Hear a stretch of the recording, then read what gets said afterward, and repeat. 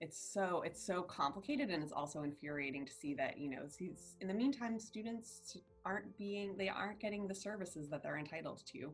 And it's just, and these are exactly the students who like can't afford to lose time, right? Like these are students who are receiving services because they're not developing in the same way that they're typically developing peers are. And so like they need extra time and support to like make those gains. And those are the ones who are not getting the services. It's super frustrating. She gets special education, she gets vision, orientation and mobility, adaptive PE, OT, and speech. But even though Amina's been enrolled with DCPS for about a dozen years, her parents say it's an annual struggle for her teachers and services to be ready for home instruction.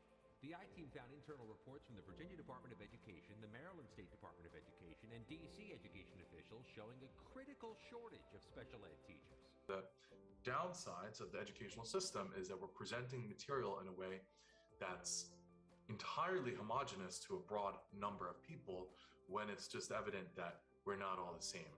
And this is, part of it is a pragmatic decision. We don't have the time to have time or resource to have every single student to have, a specifically tailored education at this point, though the internet is helping in some ways with respect to that.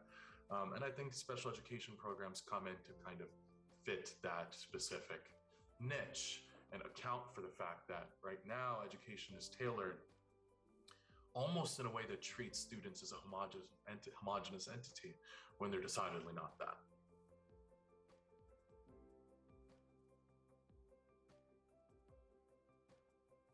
And services are determined based on the student's needs.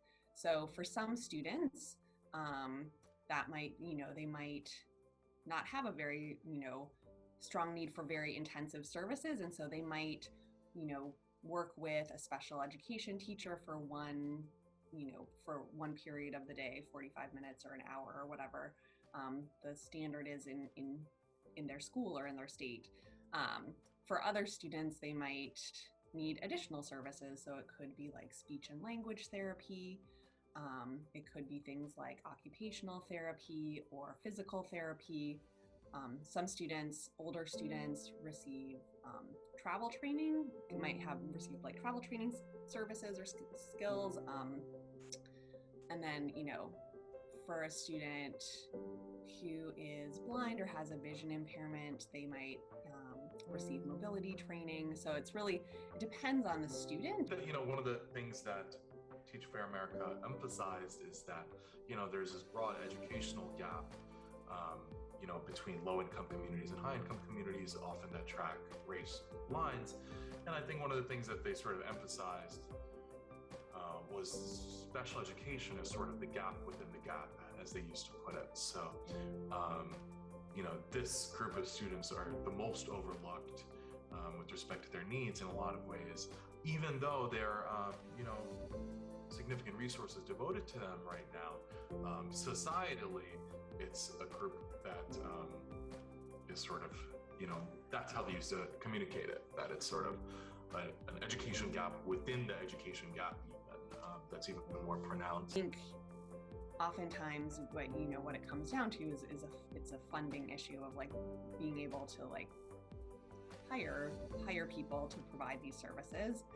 There's also a problem with, shortages in terms of special education teachers, shortages in terms of therapists. And so,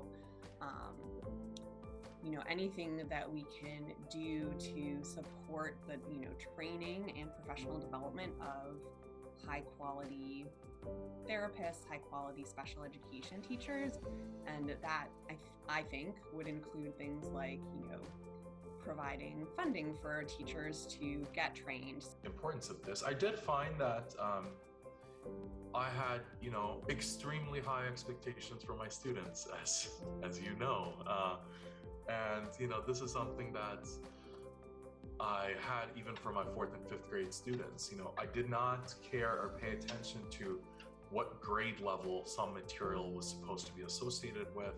And I think that especially with special education students, there is a risk of them getting used to people having low expectations of them. It is a function of being separated entirely from other groups. People are trying to integrate this into a classroom. Also, we're having the student there, but having, a special ed teacher next to them. But the students are smart. They know that there's something different going on there. So you're going to feel alienated in some way when you have this kind of separation. So I think a really important thing to pay attention to is sometimes students just need somebody to expect more of them than they expect of themselves.